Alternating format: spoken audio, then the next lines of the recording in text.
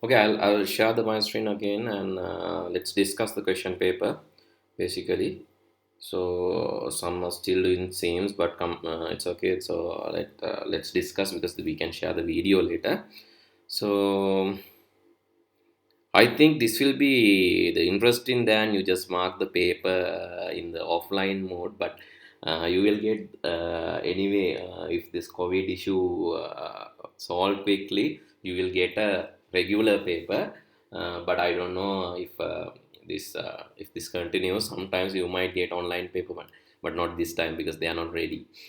Anyway, this online version is kind of interesting because you can get the marks that time itself. I got marks, I think all got the complete marks from the emails that I got. Let's do this and see. Let's mark the answers and see how you have answered, whether you have understood the concept correctly or no. Right, okay. I'll proceed again with my name. Um I'll put my email, but I just want to attend the start the exam. Right, it says this is O level ICT simulation paper 2019 simulation, and total marks will be 40. Answer all the questions. I'll start the exam. First one that I'm getting this one. So this is the answers given and the paper. So basically, I'm resuming the exams.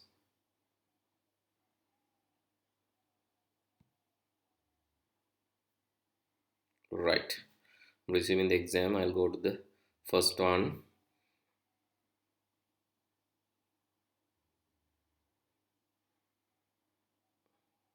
And mark the answers. So let's discuss. Oh, so this is how you have marked and all. But anyway, let's. I just want to go to the first one. Seems slow. All right. Okay. Right. The first one. So this is actually shuffling the questions. Huh? So you will not get the same one that I got. So because this will shuffle the questions, I have already marked paper, and this is going reverse because I have marked within 6 minutes. Therefore, it's going reverse. Anyway, I can discuss with this one, or I can even discuss with the question paper itself. So whatever preferred medium. Anyway, I'll start from the first one. You want to add blank slide to an electronic presentation. They're asking about the shortcut. So if there's a PowerPoint presentation, you know that. So what are the common shortcuts basically? To get a new one, to get a new file, you have Control N. That is to get a new slide, not new slide actually, new presentation is Control N. But if you want to get a new slide, it is Control M. So I think better you mute the mic. If you're not asking question, please mute the mic, right? Then, so I just want to introduce some other shortcuts as well. So basically, when it comes to uh, the common shortcuts, so these are the common shortcuts that you are going to use. Control plus C is for copy, Control plus V is for paste, and Control plus P is for Control P. I just want you to be interactive. Please answer. Control P is why? To print. Control P is to print. Control plus tab. Control tab. നമുക്കടുത്ത് പാവിച്ച് Control tab. If you want to switch between windows, you use Control tab. Control tab එකෙන් මේ window අතර මාරු වෙන්න පුළුවන්. Switch between windows. And Control A. Control A. Select all. ඔක්කොම select කරන්න Control A පාවිච්චි කරන්න පුළුවන්. Control A ගැහුවොත් මේ select all. Then Control X. Control X, cut. Yeah, Control X, cut. Control X, cut. Control V, paste. And then Windows button එකත් එක්ක Windows plus D ගැහුවොත් මොකක්ද දෙන්නේ? Windows D. It is show or hide desktop. Show or hide desktop. Windows plus D, show or hide desktop. And then Windows plus E is to explore. Explorer. Windows E, Explorer. Then Windows plus L is to lock the computer. Windows plus L to lock the computer. So please remember these shortcuts: Control C copy, Control V paste, Control P print, Control Tab to shift between windows, Control A select all, Control X cut, Windows D show hide desktop, Windows E Explorer, Windows L lock, and Windows key plus R will give you run dialog box where you can type the commands. So these are the common shortcuts. In addition to that, so PowerPoint use Control plus M to get a new slide. So the answer for this one is Control M, new slide. Right? In the question paper, you got this. In the question paper, you got this question. Yeah. Here in 17th question. So anyway, we'll discuss according to the question paper order. Then it's easy to you to remember these things. Right. So the first question: which of the following devices have both input and output capabilities? Joystick is input. OCR, what is OCR? Optical character reader. So you know this, when you take a picture of a paper එක picture එකක් ගත්තොත් paper එකක photo එකක් ගත්තොත් ඒ paper එකේ photo එකෙන් අපිට අකුරු select කරන්න බෑ මේ දැන් මේක අරන් තියෙන paper එකේ photo එකක් මම select කරන්න ගියොත් if I am going to select this, it will not select letters individually. It will not select letters because this is a single picture. So since this is a single picture, it will select everything at once. So OCR, optical character reader, will extract letters from such picture. So OCR is a device, optical character reader is a device which is used to extract words or letters from scanned image. So joystick, which is used to play games, it is input device. OCR, you can treat it as input device. Touch screen, you used to give input because you can touch it, and you used to take the output as well because it is screen. Webcam, you used to capture images, so it is also input device. So answer is number 3. Then which of the following can be good practice? If you have questions, please ask. If you have questions, please ask. Don't wait till me to stop. If you cannot hear me properly, or if you have any other issue, please raise your hand because I cannot see. Raise your hand and ask the question. Right, okay. Then question number 2. Which of the following can be a good practice to protect data information from computer hard disk failures? So when you have a failure of hard disk, so how we are going to protect data? Installing a firewall. What is firewall? Basically, firewall is something similar to the wall in your maybe your house. So maybe walls in your house or walls in your garden. So which will protect you from outsiders. So insiders will be also protected. But the thing is, basically, the firewall will protect you from external network. So if you have a computer connected to internet and firewall installed, so your computer will be protected from the internet. Outsiders will come from the internet now. Outsiders will come from the internet. Your computer will be protected from outsiders by using a firewall. Basically, insiders, it won't check much, but it can be checked. Insiders can also be checked. But basically it will check outsiders. That outside කවුරු හරි connect වෙනකොට අපි අර තාප්පෙන් එන්න දෙන්නේ සමහර gate වලින් වගේ firewall එකේ තියෙනවා gates. firewall එකේ තියෙන 80 කියලා gate එකක්. අපි එකට කියනවා port එකක් කියලා. The gate number 80 or the port number 80, it allows web traffic. ඒ 80 වලින් එන්න පුළුවන් web sites වලට විතරයි. ඊළඟට port number 25. So port number 25 basically it allowing you to receive emails. Email එකක් transfer කරනවා නම් port number 25 වලින් තමයි ඒක allow කරන්නේ. Likewise in firewall there are different gates which allow different components to come in. You can close all the gates, but if you close all the gates in the firewall, all the ports in the firewall, it seems you are unconnected. ඒ කියන්නේ ඔයාගේ ගෙදර තියෙන තාප්පේ සම්පූර්ණයෙන්ම ගේට්ටු නැතුවම මුළු තාප්පයක්ම ගහනවා.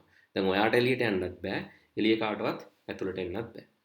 So firewall, you don't want to close all the gates, right? Firewall you will open at least web port you will open. එහෙනම් එක ගේට්ටුවක් අඩුම ගාන වලගේ තාප්පේ වටේට බැලුවම එක ගේට් එකක් හරි තියෙන්න ඕන.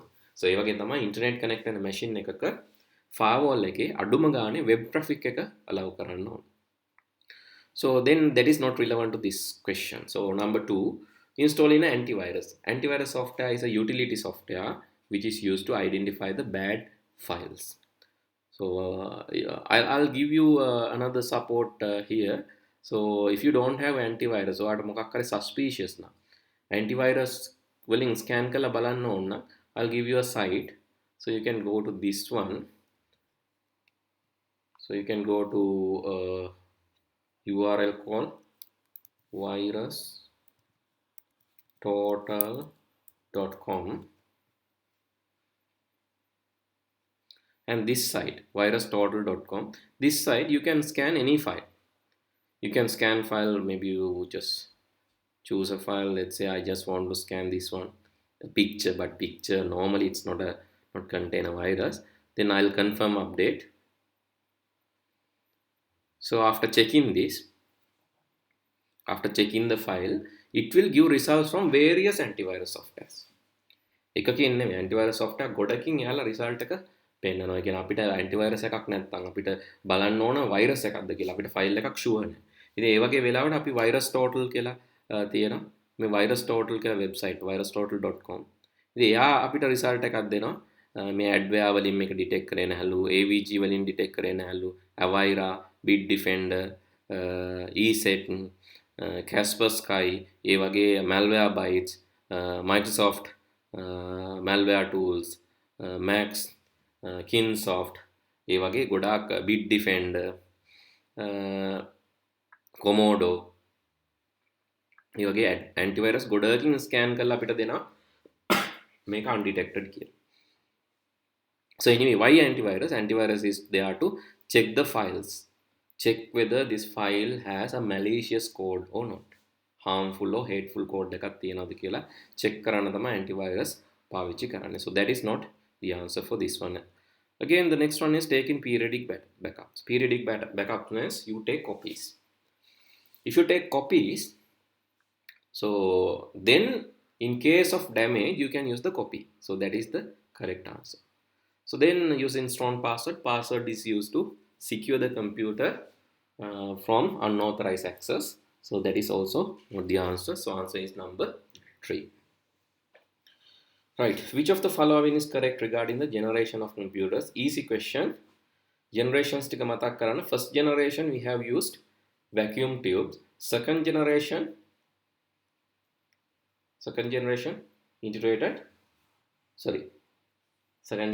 transistors. Third generation integrated circuits. The fourth generation very large scale integration, VLSI and LSI, large scale integration. Fifth generation we call artificial intelligence or the high level ultra large scale integrated circuits, right?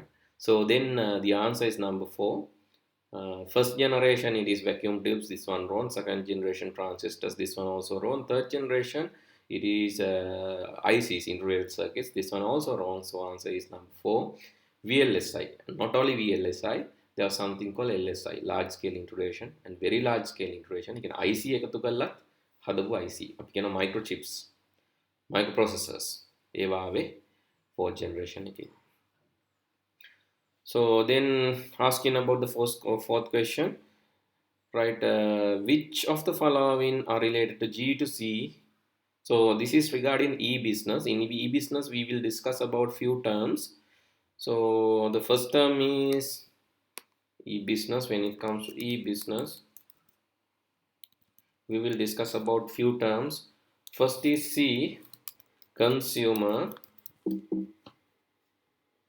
First is C, consumer, and second is B, business. Third is G, government, and fourth is E, employee. ඔය ටික තමයි අපි කතා කරන්නේ. First is consumer, business, government. එතකොට මේවෙන් ඕන e-business type එකක් හදන්න පුළුවන්. C to C කිව්වොත් the meaning is consumer to consumer. If there's a B to C, business to consumer or business to customer. If it is G to E, government to employees. Likewise, you can build number of terms, e-business terms, using this C, B, G, and E. So these are the fundamentals. So anyway, so in e-business, the nature of e-business is the business happens online, customer to customer. If you go and sell a jackfruit to someone, that is not online, so that is not C to C. That is called actually basically there are two companies. One company is we call brick and mortar companies, and the other one is called .com companies. There are two companies, and brick and mortar companies, and then .com brick and mortar companies means the physical companies. .com companies means online companies. So anyway, this C to C, B to E, these things are happening in .com environment, not in brick and mortar environment. Brick and mortar environment means traditional businesses, traditional petty kade and all these, they are coming under brick and mortar. But .com, ikman.lk, eBay, Amazon, those are coming under .com. Then Uber, these are .com companies, right? Anyway, so answer for this one, G to C, government to consumer, or government to citizen, but the best term is government to consumer. Yes, government online results. Yes, it is government to consumer. Ordering food items online.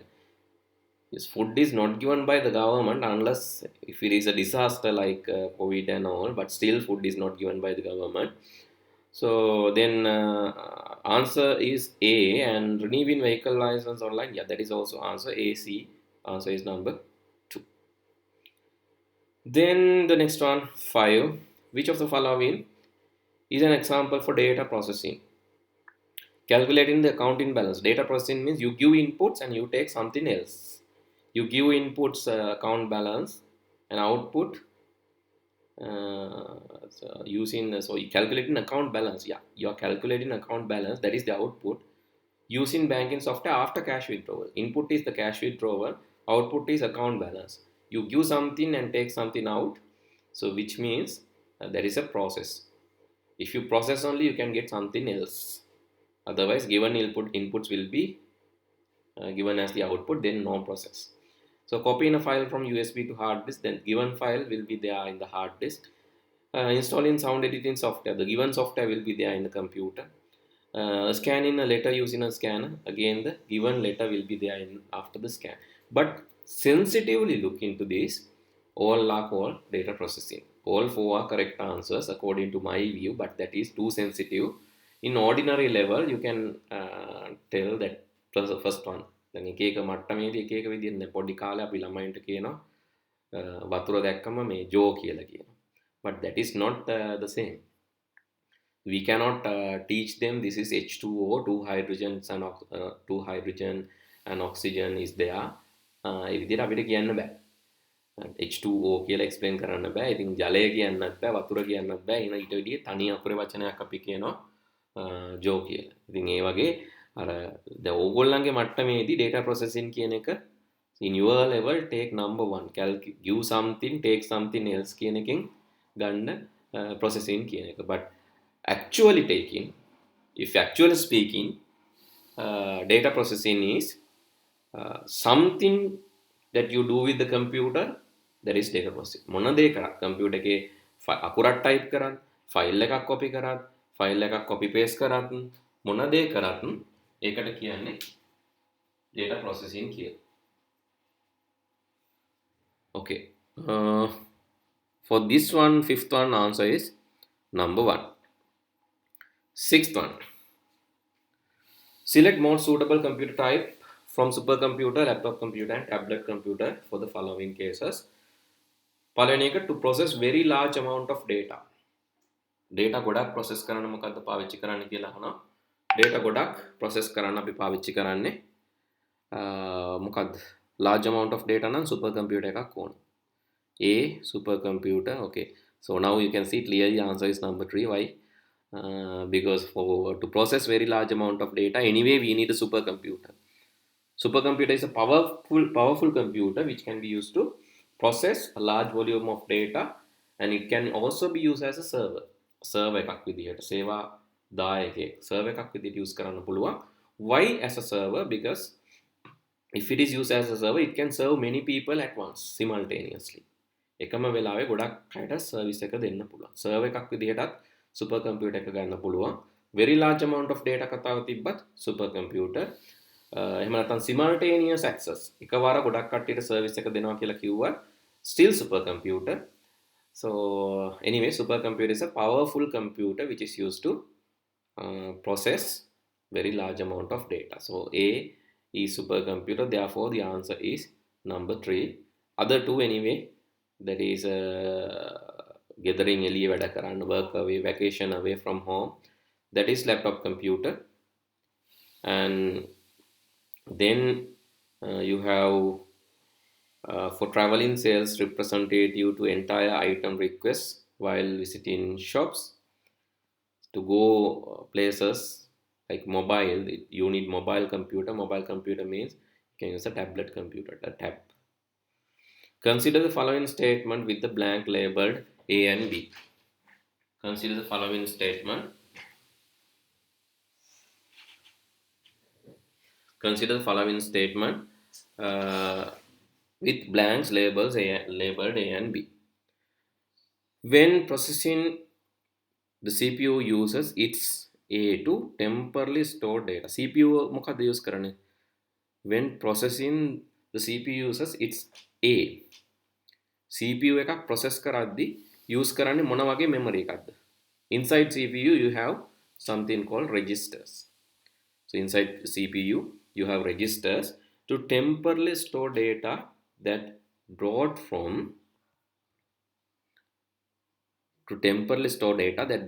කොහෙන්ද CPU එකට data එන්නේ? From B. From B means it should be primary memory. So to to remember how to answer this question, you need knowledge about memory hierarchy. In the memory hierarchy, you have the topmost one, which is registers.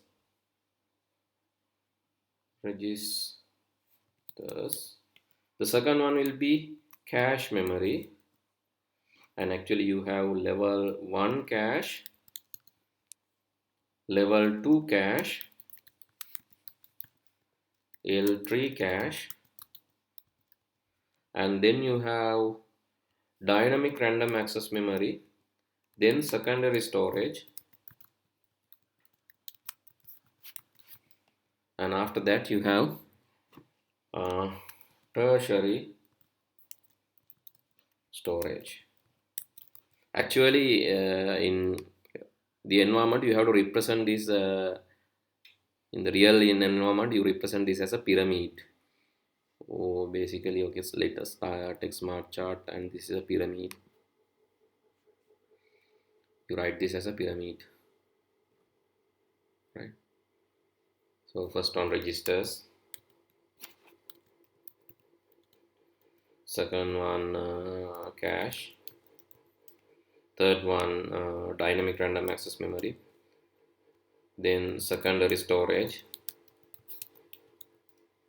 and the next one is tertiary storage. Then you don't have anything here. Right. This is how you represent the memory hierarchy. This is normally I used to say this is similar to a case where you this is similar to case where you eat bread. So the tertiary storage, it is similar to the bakery or where the store where flour is stored, and the bakery, then bread, pieces of bread or loaf of bread, and then pieces, small pieces. දැන් ලොකු storage එකක් තියෙනවා. ඊට පස්සේ storage එකෙන් පාන් හදන බේකරියක් තියෙනවා, පාන් ගෙඩියක් තියෙනවා, පාන් පෙති තියෙනවා, පාන් පෙති වලට පස්සේ තියෙනවා අපි කන පාන් කෑල්ලක්.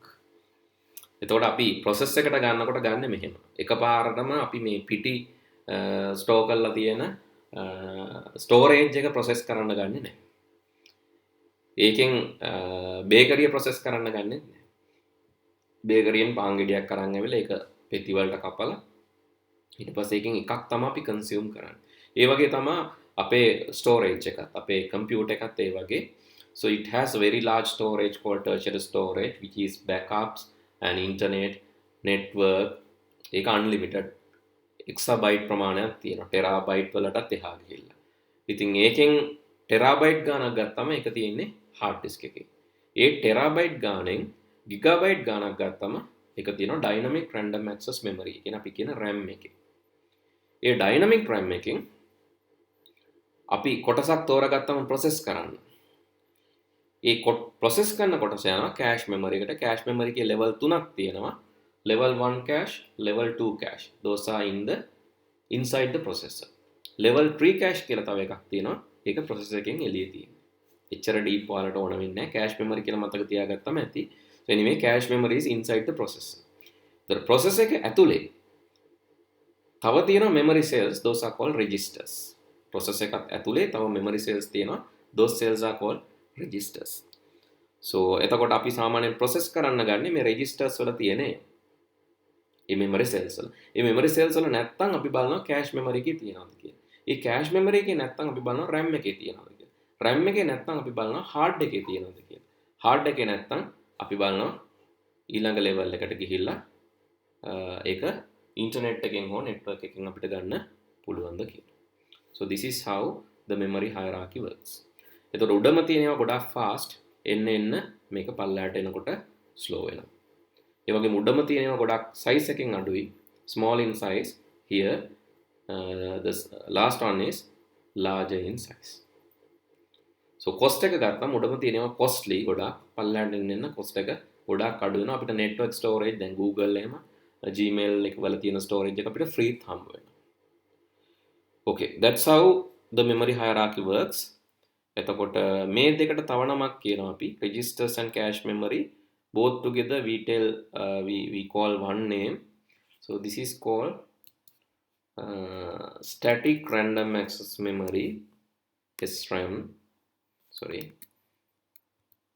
This is also called a component of SRAM, static random access memory. So then you have the dynamic random access memory. First you have static random access memory, then dynamic random access memory. But these terms, sometimes in your level you don't have these terms. Just remember registers, cache, DRAM, secondary storage and tertiary storage. Remember like that. Right.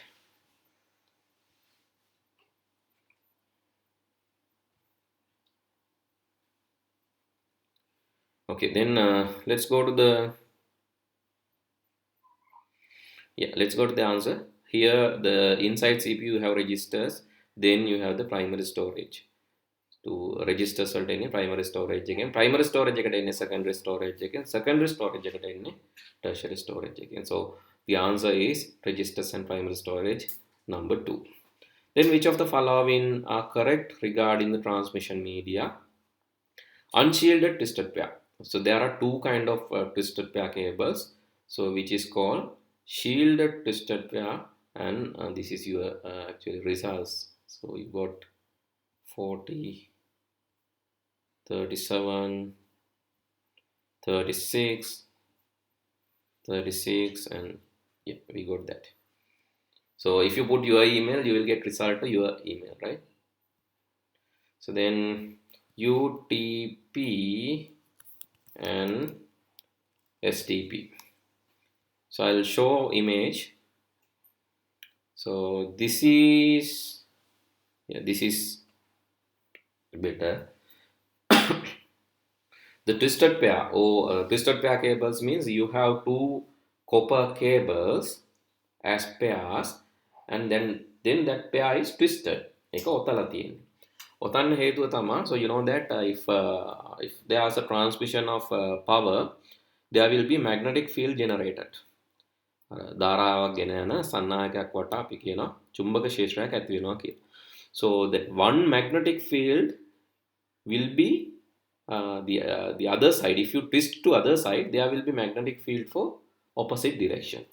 When you have two opposite direction magnetic fields, each one will be neutralized by the opposite one. So that's the idea. When you neutralize the magnetic field, it will reduce the noise. Noise එක අඩු කරන එක තමයි මේ twist කරන එකේ අරමුණ. එතකොට මේ twist කරන තරම වැඩි වෙන්න noise එක අඩු වෙන තරම වැඩි වෙනවා.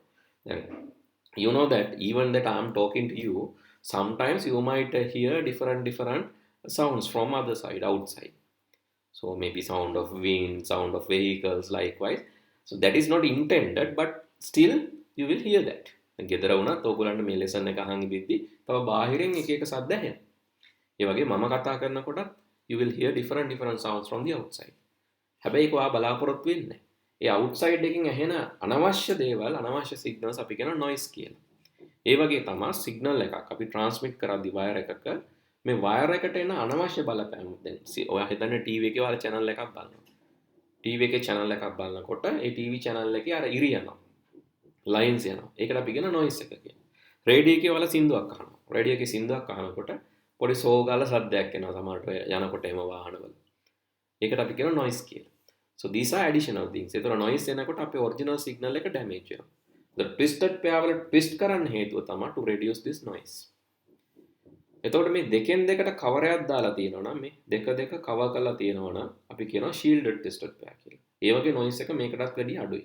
මොකද මේ twist වෙලත් noise එක අයින් වෙනවා. මේ cover එක හින්දා බාහිරින් එන noise එක අයින් වෙනවා. So තව cable જાතියක් තියෙනවා coaxial cable. This is UTP, this is STP. 8 cables altogether. 8 cables are there. 2 by 2 it's twisted. Then you have something called coaxial.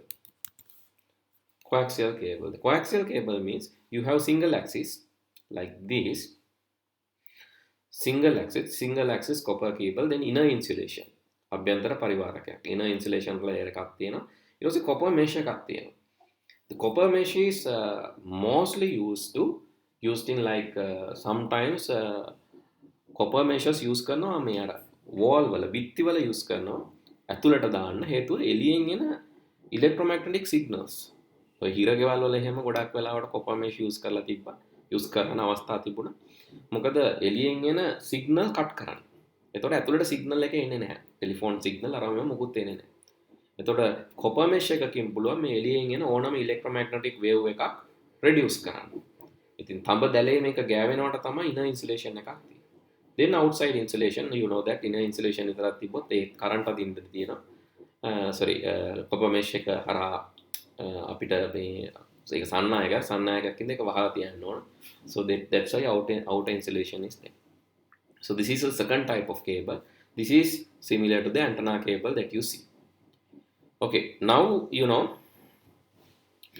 So unshielded twisted pair copper cable එකක්. Copper cable වල the antenna cable, coaxial cable also copper cable. Maximum you can send like 100 meters or 200 meters. That is the maximum, but you cannot send data over 200 meters. If it is lower than 200 meters, possible. Lower than 100 meters, it is super. But not for the long distances. Fiber optic means the light. You use a light to transmit. The light allocate or electromagnetic waves වල බලපෑම අවමයි.